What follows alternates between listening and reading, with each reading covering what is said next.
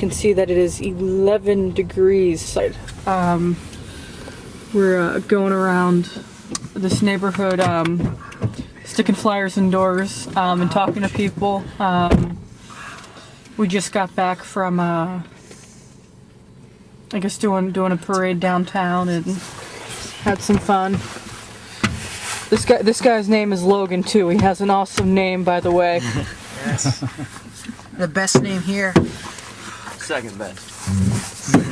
This guy has a name Lauren, and I've been called that quite a few times.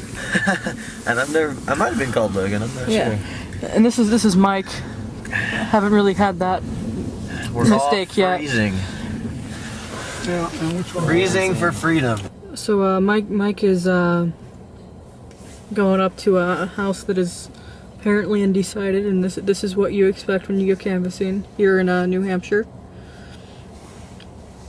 You ring on the door and then you wait a little bit. Hopefully somebody will come to the door. Doesn't look like anybody's home. Well, I've been libertarian for a while, or I had libertarian views. Yeah, so I've been hearing about Ron Paul when I read books from about economics and history. Well, people refer to Ron Paul. Then when I discovered that he was actually running, so I was like, oh, this name looks familiar. And then I looked up and his views were, well, I didn't believe someone like that could come from Congress, you know. A diamond in a cesspool. So, yeah, it doesn't look like anybody was home, so we left something in the door. That's outside. What got you into Ron Paul? Mainly foreign policy. I've been so disgusted with American foreign policy for so long. And I think we bring a lot of our problems on ourselves. And I just think he tells the truth. Plain and simple. I think it's mostly influence because we fought empires like Germany and the Soviet Union, sort of to fight. You know the saying, you have to fight fire with fire. The Soviet Union. Oh, somebody's home. Let's see what happens.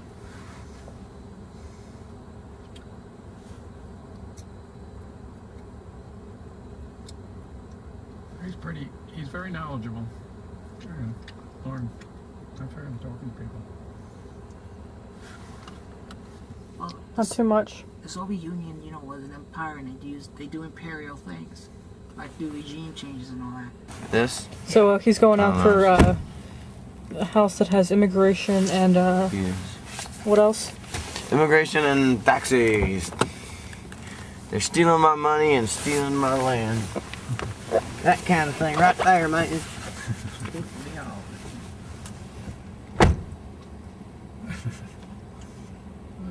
While he's doing this, whoever needs to take a break or warm up does that. While everybody else goes and does the houses around.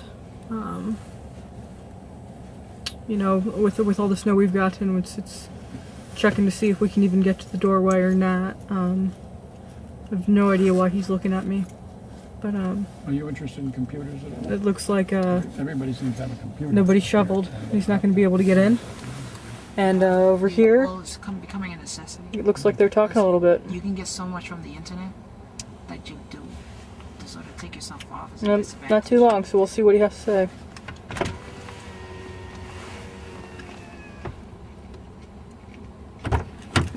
He has a smile on his face. I guess that's a good sign. Definitely not working. So what was the result? Couldn't get to the front door? Well, I don't think there's anybody home because the front door is not shoveled and there's snow all over the car. Perhaps third in New Hampshire. Second. He raised more money in the fourth quarter than any other Republican. Ron Paul is in this race for the duration, no doubt about it.